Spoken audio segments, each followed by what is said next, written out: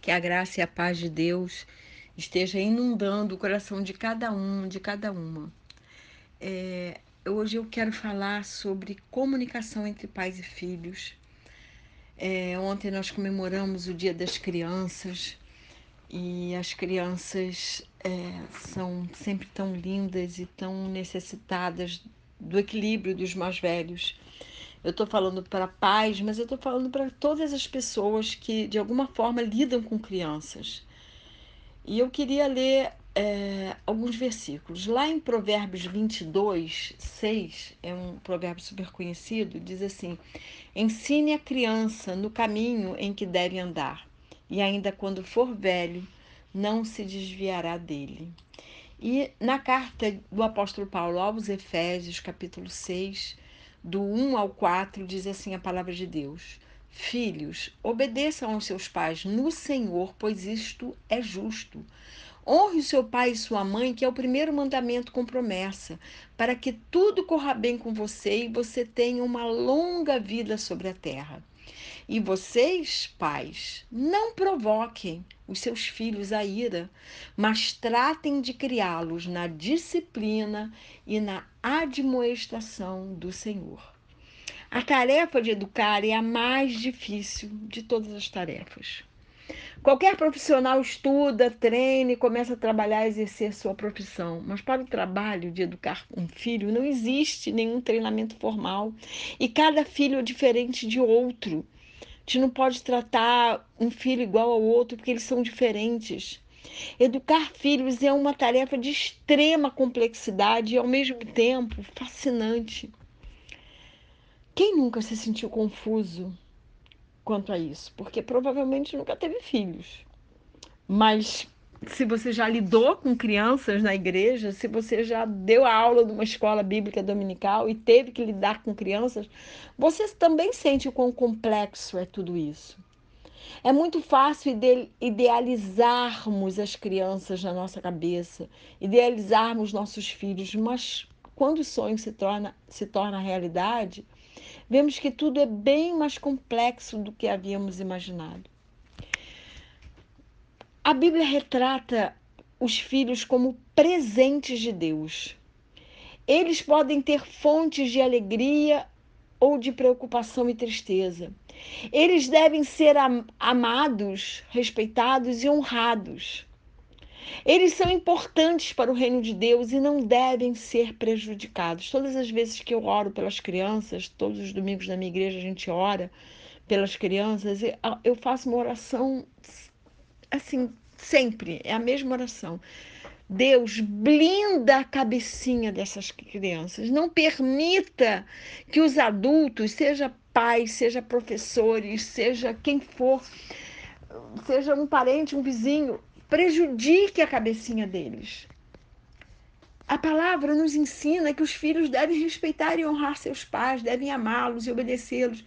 Mas os pais, por sua vez, devem amar os seus filhos, dando-lhes bons exemplos. Devem comportar-se como cristãos amadurecidos, ensinando-lhes a palavra, cuidando deles, disciplinando-os e tratando-os com justiça. Em que situação os pais podem provocar a ira dos filhos? Como diz aqui em Efésios,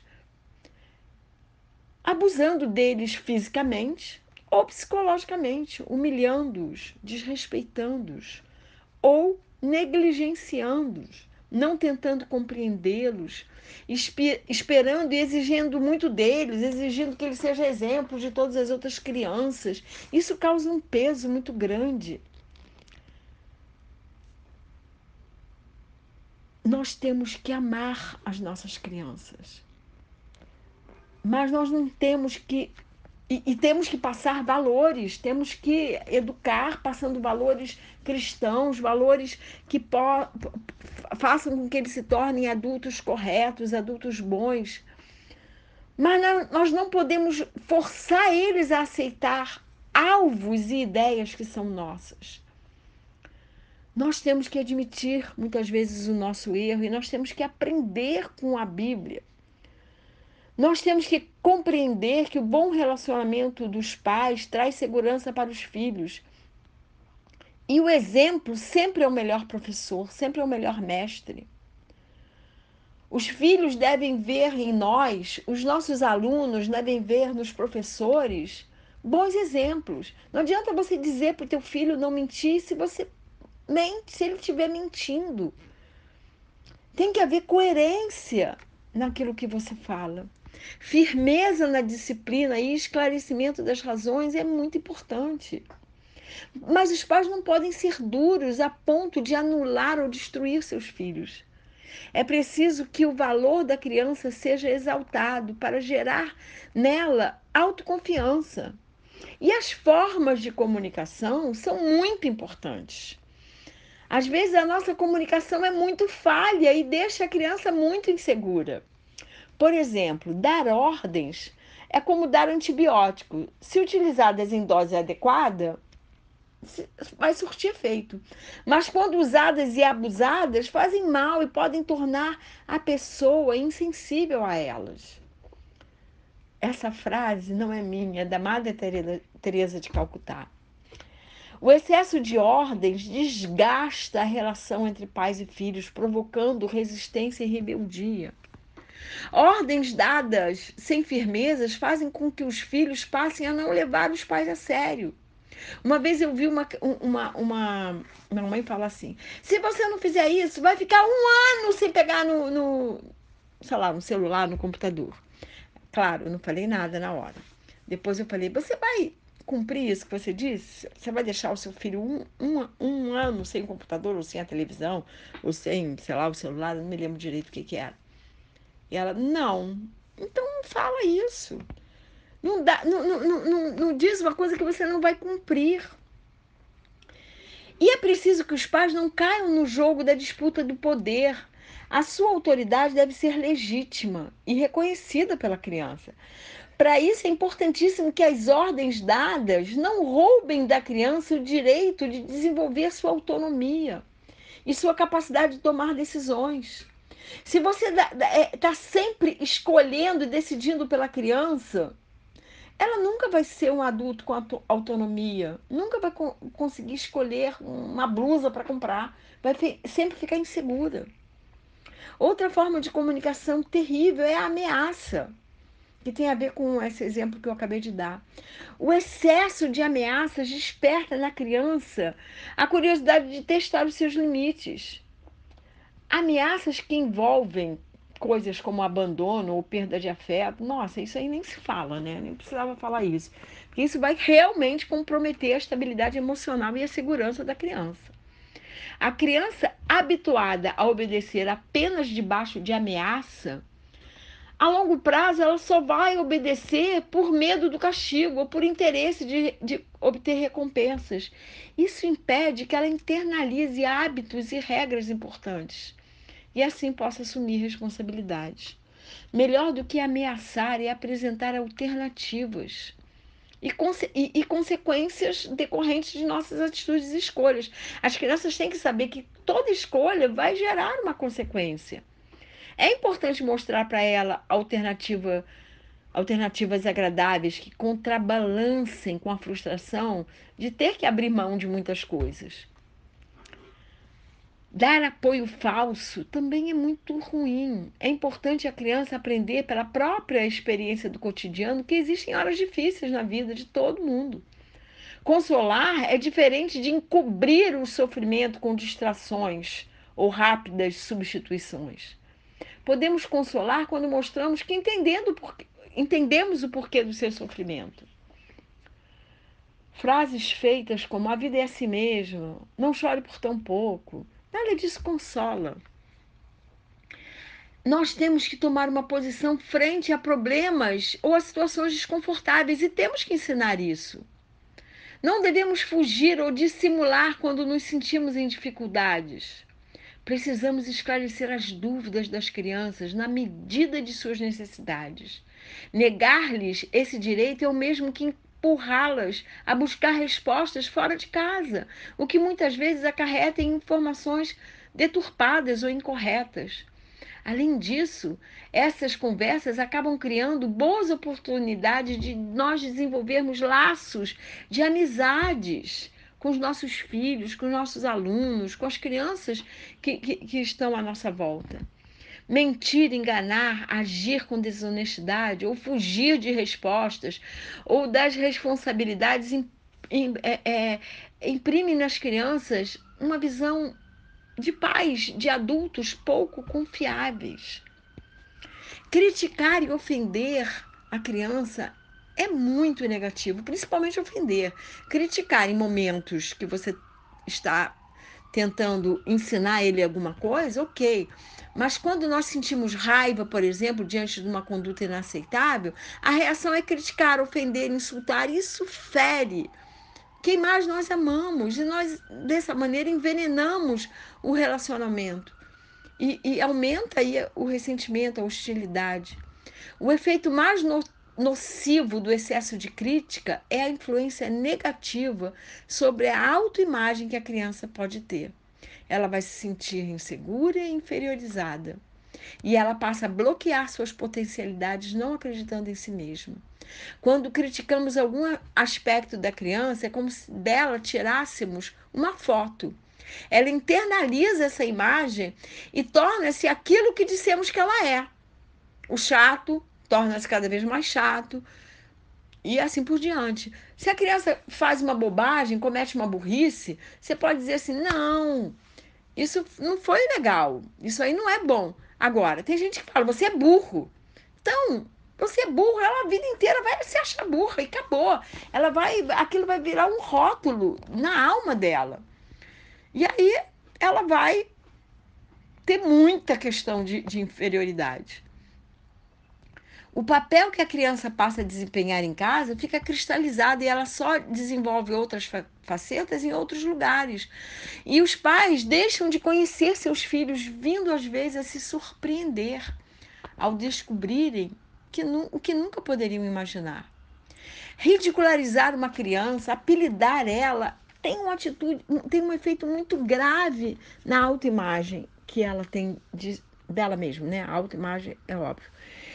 Então, isso gera nelas um sentimento de menos-valia. Muitos pais usam desse recurso para ver se mexe com os brios da criança na tentativa de fazê-la mudar. Mas, no entanto, isso, na maioria das vezes, o efeito é o contrário. A criança se mostra desanimada, rejeitada, desajustada, revoltada, humilhada. Elogiar é muito bom. Nós temos que elogiar as crianças para que elas desenvolvam uma boa autoestima. Mas não é um elogio assim: você é a mais linda de todas. Não, não é verdade aquilo. Você é um gênio. Aí quando ela tira uma nota um pouquinho mais baixa, nossa, ela fica arrasada. Ou então acha que o pai ou a mãe é mentiroso, mentirosa.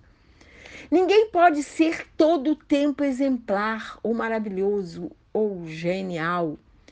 Essa atitude colabora para que a criança desenvolva uma autoexigência rigorosa demais, dificultando a elaboração dos fracassos, das derrotas, das perdas.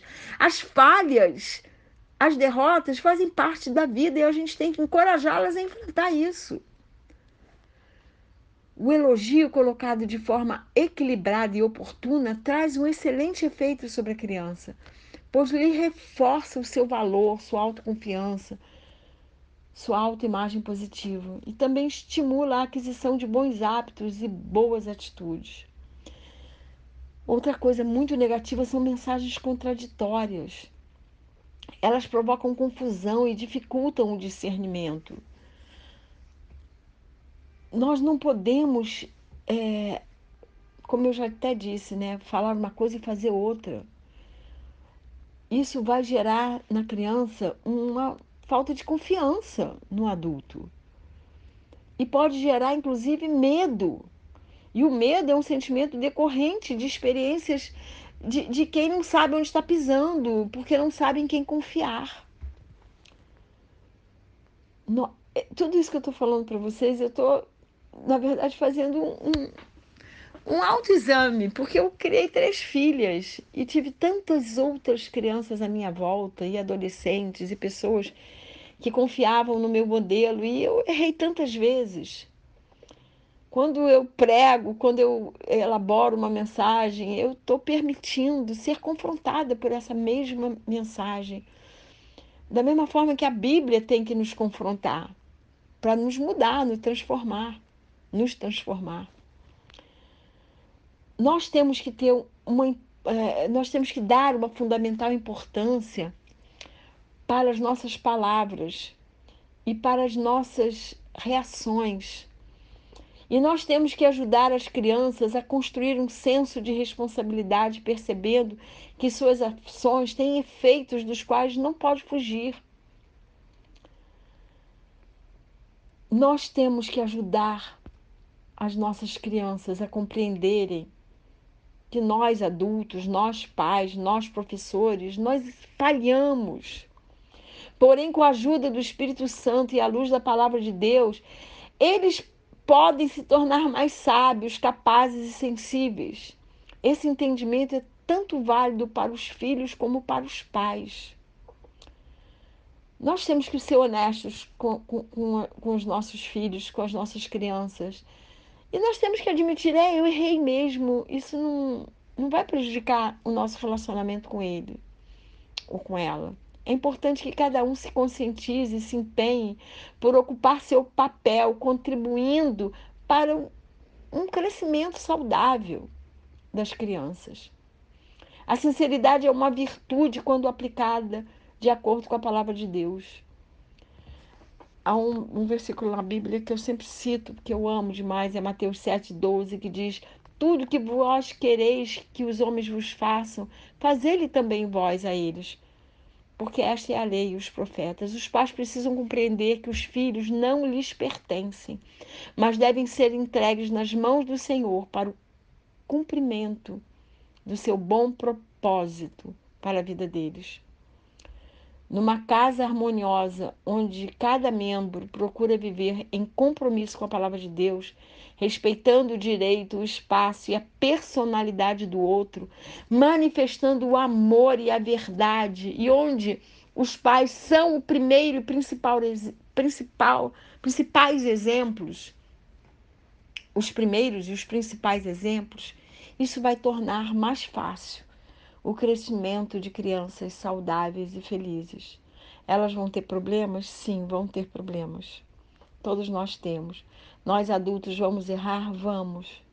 Mas vamos olhar para dentro de nós. Eu convido cada adulto aqui que está ouvindo esse podcast para olhar para dentro de cada um com coragem e pedir para o Espírito Santo revelar os nossos erros e podemos admitir isso aos nossos filhos, aos nossos liderados, às pessoas que nos cercam. E vamos tentar ter uma comunicação clara com as crianças e com todos os que estão em nosso entorno, para que os relacionamentos se tornem mais saudáveis. E que Deus nos abençoe e nos dirija nessa difícil, mas maravilhosa experiência de criar seres, criar filhos, criar liderados.